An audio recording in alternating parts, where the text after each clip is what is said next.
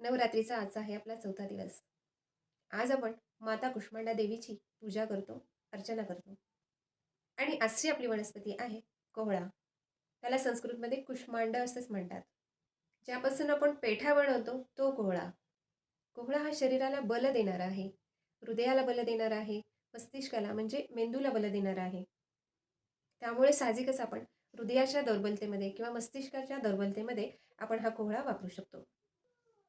तसेच मेध असल्यामुळे बुद्धी वाढविण्यासाठी देखील आपण हा कोहळा निश्चित खाऊ शकतो.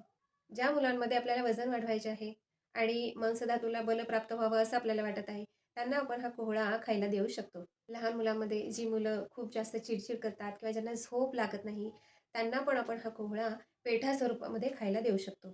पक्वा म्हणजे पूर्ण वाढ झालेला असा जो कोहळा असतो, तो सर्व दोषांना कमी करतो. दीपणम म्हणजे भूक वाढवण्याचं देखील काम कोहळ्यामुळे होते. आणि बस्ती शोधनम म्हणजे मूत्रनिर्मितीला चालना देण्याचं काम देखील कोहळा करतो. त्यामुळे ज्या व्यक्तींना मूत्राशमरी म्हणजे मूतखडा आहे, त्यांना देखील हा कोहळा आपण खायला देऊ शकतो. माता कुष्मांडा देवी आपल्या सर्वांच्या आयुष्यामध्ये आरोग्य संपदा घेऊन येवो ही प्रार्थना. ओम दुर्गाय नमः.